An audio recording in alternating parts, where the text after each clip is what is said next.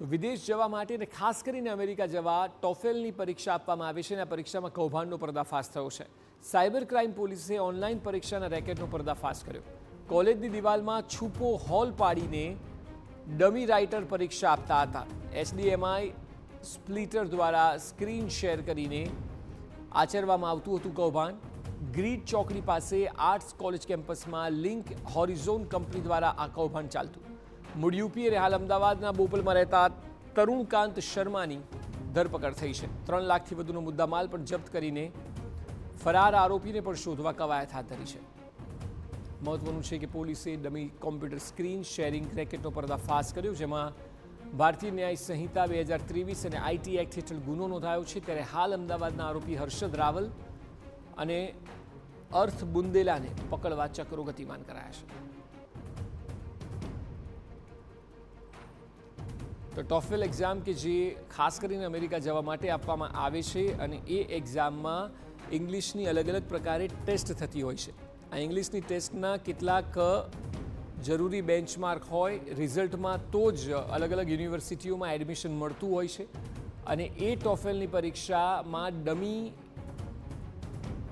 પરીક્ષા આપનાર સહિત આખું કૌભાંડ ઝડપાયું છે આણંદથી, જેમાં એક શખ્સની ધરપકડ થઈ છે, જ્યારે અન્ય ફરાર લોકોને શોધવા માટે પોલીસ દ્વારા ચક્રો ગતિમાન કરવામાં આવ્યા છે.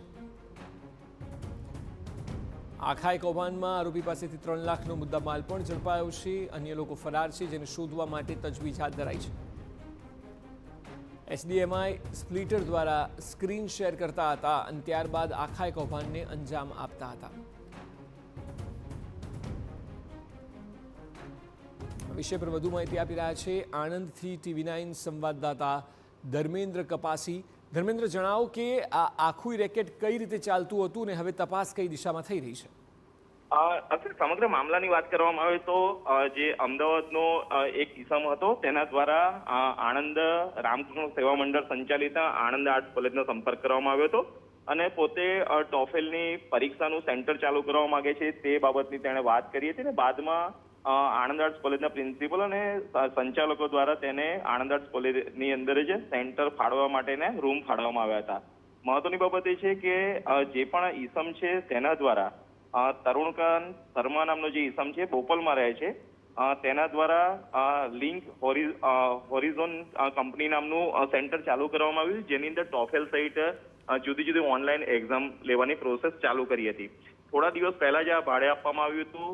જોકે મહત્વની બાબત એ છે કે જે તરુણકાંત શર્મા છે અને તેના 2 સાગરીતો અન્ય હર્ષદ રાવલ અને અર્થ બુંદેલા, આ 3 વ્યક્તિઓ દ્વારા જે ટોફેલની એક્ઝામ લેવામાં આવતી હતી, તો જ્યારે પરીક્ષા ચાલુ હોય ત્યારે કોલેજની જે દિવાલ હતી, સેન્ટરની દિવાલ હતી, તેની અંદર હોલ કરવામાં આવ્યો હતો અને અન્ય એક હોલની અંદર HDMI સ્પ્લિટ મૂકી અને સ્ક્રીન શેરિંગ કરવામાં આવતું હતું. એટલે જ્યારે ઓનલાઈન એક્ઝામ ચાલતી હોય ત્યારે તેનું જે સ્ક્રીનની ઉપર જે પ્રશ્નો પૂછાતા હોય તે બીજા રૂમની અંદર માત્ર એક કેબલના માધ્યમથી અન્ય સ્ક્રીનની અંદર પણ જોવા મળતું હતું, જેથી જે ડમી વિદ્યાર્થી હોય તેના દ્વારા એક્ઝામ ક્રેક કરવામાં આવતી હતી અને પાસ કરવાના પ્રયાસો કરવામાં આવતા. સમગ્ર મામલો આણંદ સાયબર ક્રાઇમના ધ્યાને આવતા તેમના દ્વારા બાતમીના આધારે તપાસ હાથ ધરવામાં આવી હતી અને સમગ્ર રેકેટનો પર્દાફાશ કર્યો છે. મહત્વની બાબત એ છે કે તરુણકાંત શર્માની કુલ 3,78,000ના મુદ્દામાલ સાથે ધરપકડ કરવામાં આવી છે. બીજી તરફ અમદાવાદનો હર્ષદ રાવલ અને અર્થ બુંદેલાને પકડવા માટેના ચક્રો સાયબર ક્રાઇમ દ્વારા ગતિમાન કરવામાં આવ્યા છે. અક્ષય. જી બિલકુલ ધર્મેન્દ્ર, આભાર સમગ્ર માહિતી બદલ.